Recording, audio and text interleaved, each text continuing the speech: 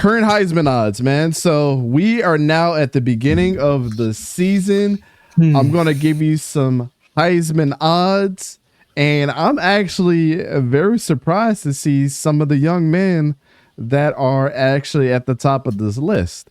One in particular that's in number one. Well, it should be a surprise, but I'm surprised that the country actually agrees with us. I know, right? That never happens. So here we go. The four Heisman, the Heisman odds that are in the favor of these four gentlemen. These four gentlemen are Dillon Gabriel, Carson Beck, get him out of here, Quinn Ewers, and Jalen Milroe. So right now, Dillon Gabriel is going away. Going around.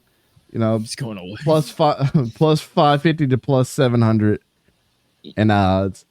Carson Beck going from 650 to 900. Then you have Quinn Ewers 1600 to 900, or 750 is his lowest.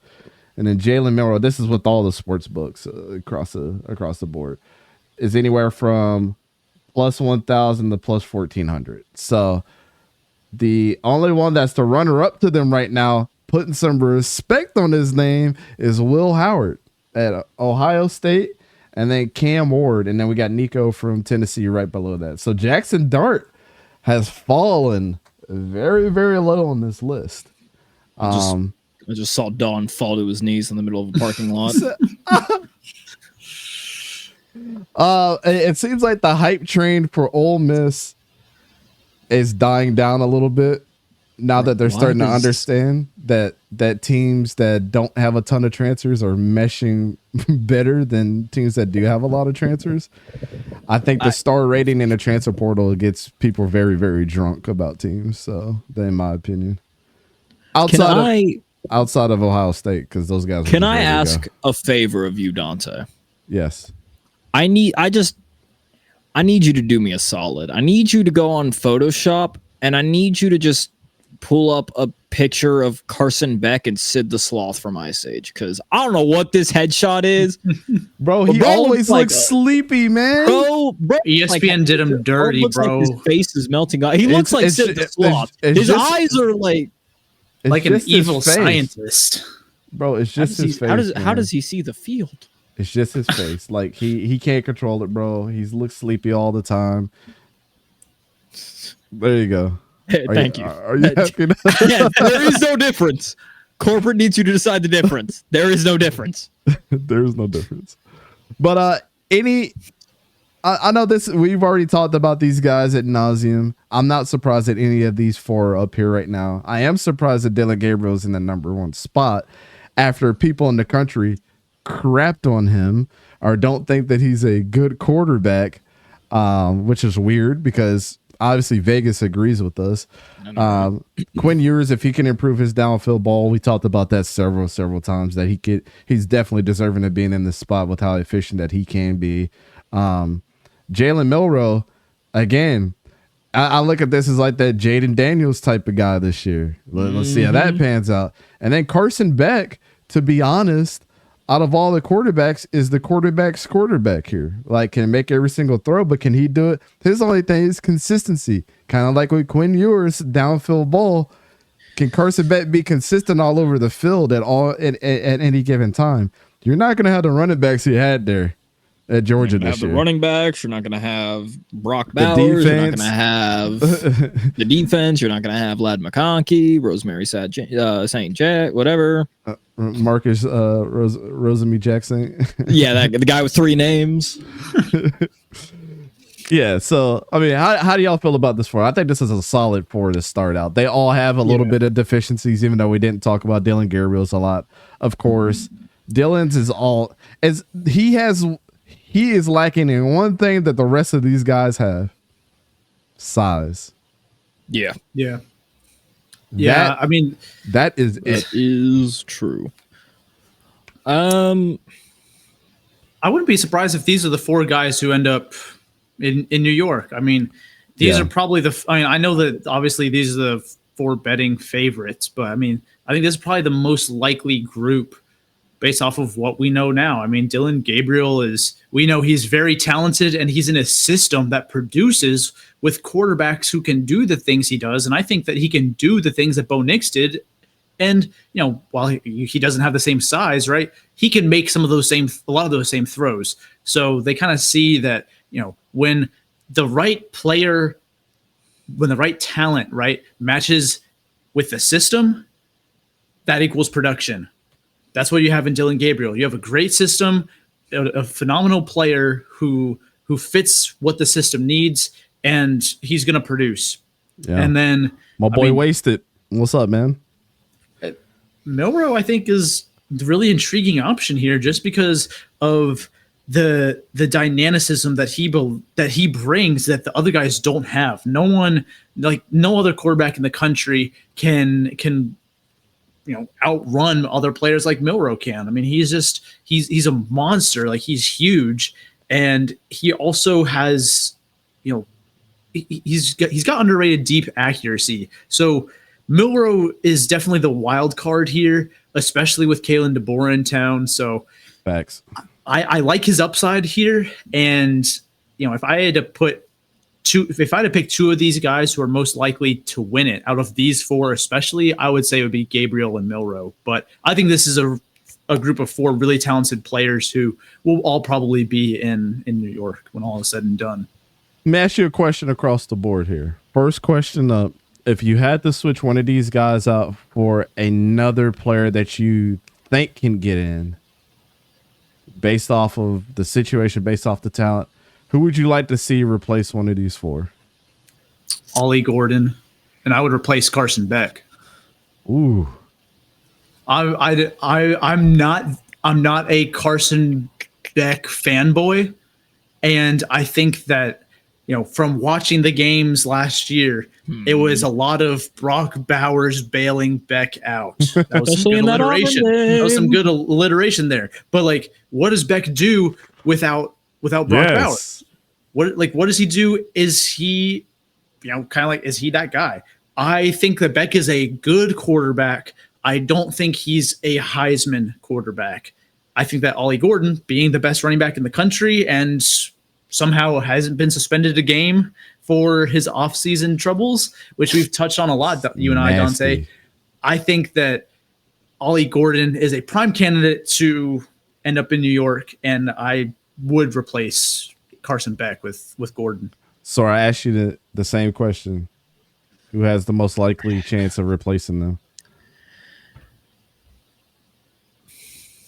Don says Beck is only there because the team's success elevates him to the media. 100%, because exactly winning accounts for a lot for the Heisman. This is why I try to tell people that don't watch college football or haven't watched. Well, why was he in the Heisman even though this person had better stats? Outside of Jaden Daniels, who you couldn't say that he wasn't the best player in the country last year. Outside of what do we say, Sor? You either like the best player in the country that was Jaden Daniels, or you like the best quarterback in the country that was Bo Nix. There was only two choices to me last year. But pretty much. Outside of that, the one thing that they both lacked, if you were going to give it to somebody else, was wins. That's it.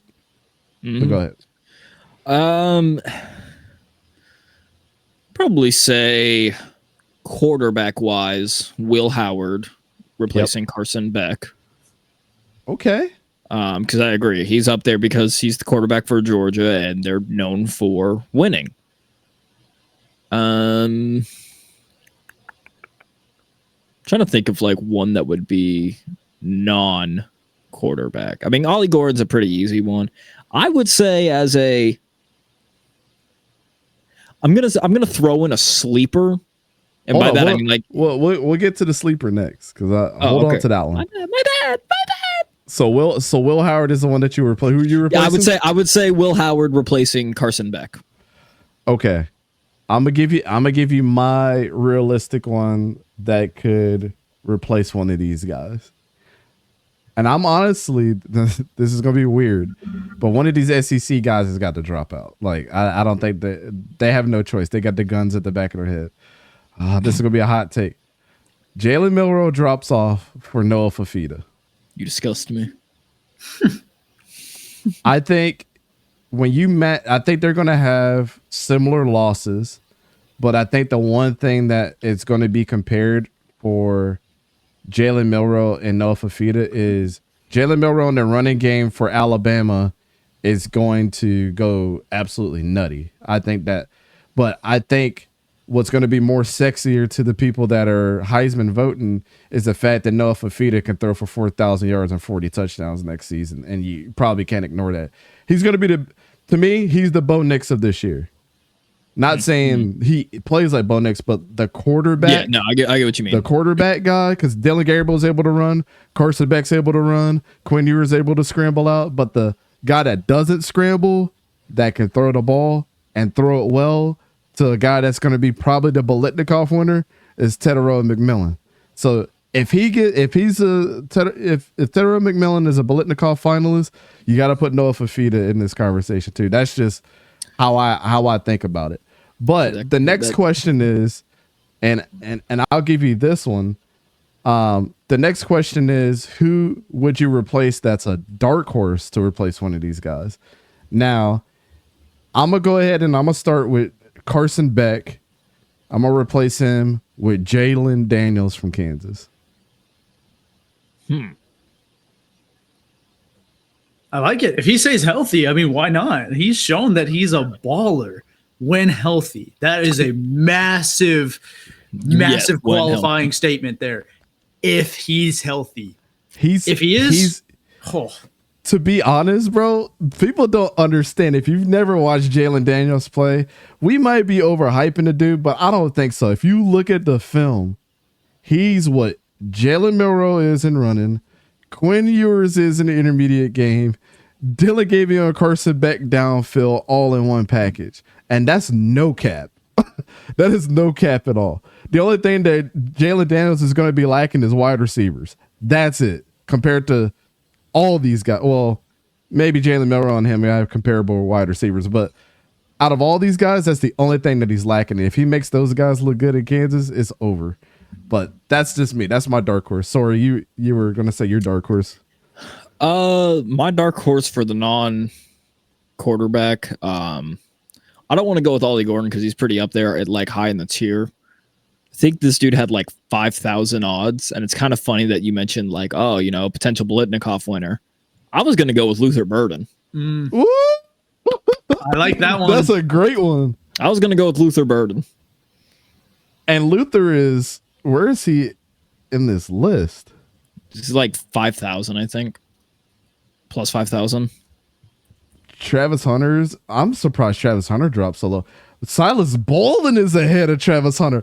Put some respect on my boy's name. That's crazy, bro. He's not even on this list. Jackson Arnold is on here. Dana says, I'll go with Riley Leonard over Ewers. I think Notre Dame might end up near the top. That's not far-fetched. That's a sneaky one. I thought about it, but I went with Will Howard for the other one, for the quarterback one. Because I did put Riley Leonard in my final four. They actually put some respect on Cade Klubnik's name too. But Khalid, who you got? Well, if I already took off Carson Beck and put in Ollie Gordon, this one, I know there's a little bit of homer to it, but he is a dark horse candidate. He's on this list. Billing, Connor Wigman. He's on and this take list. off Quinn. He's actually, let's see, 1, 2, 3, 4, 5, 6, 7, 8, 9, 10. He's 11 on this list. Hey, the only people down there in front are Avery Johnson, Garrett Nussmeier, and Jackson Dart, and we already named the other ones. Look, the only knock on Wigman right now is that he has 8 career starts to his name, and he's going into his 3rd year as a player. He's got the last 4 starts of his freshman campaign and got 3.5 games in last year before he got hurt. He's got impeccable deep ball placement, and he has wheels low key. Now you add in Colin Klein and that offense from Kansas State. He's not as good of a runner with not as great like running size as Will Howard, but he's far more developed as a passer.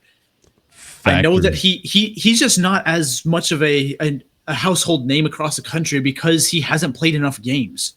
Yep. I mean, availability is the best ability. If Weigman can stay healthy, it's odd to say that, even though he's only had one injury in his career. But like, if he's out there for a full season this year, even with better passing weapons, passing options than Will Howard had at Kansas State, because again, Kansas State had better running backs, but with better wide receivers, and I mean, we'll see what we have in Donovan Green at tight end. Texas A&M, Connor Weigman. If again, you have to win a lot of games to be in this conversation. Let's just be realistic. But Weigman could. If Weigman puts up the numbers, the wins will come. And I think he's a dark horse for this. Absolutely. It's just no one talks about him. No one knows him because he's only played in like 9 games in his career. That's a great pick though. That's a great pick because I almost went in that direction too. There's no love for Mertz, I see. Okay. We're not going to win enough games. To be honest, though, Sor, we're not going to win enough games. If you won 8 games, that's like an 11-win season anywhere else across the country with that schedule. Be so happy. I hate to say this as a Florida State fan, but like people are going to get put on notice, bro. And y'all know my evaluations, man. When I watch the tape, I'm telling you, that dude Eugene Wilson is something else, brother. He's better than Ricky Pearsall to me.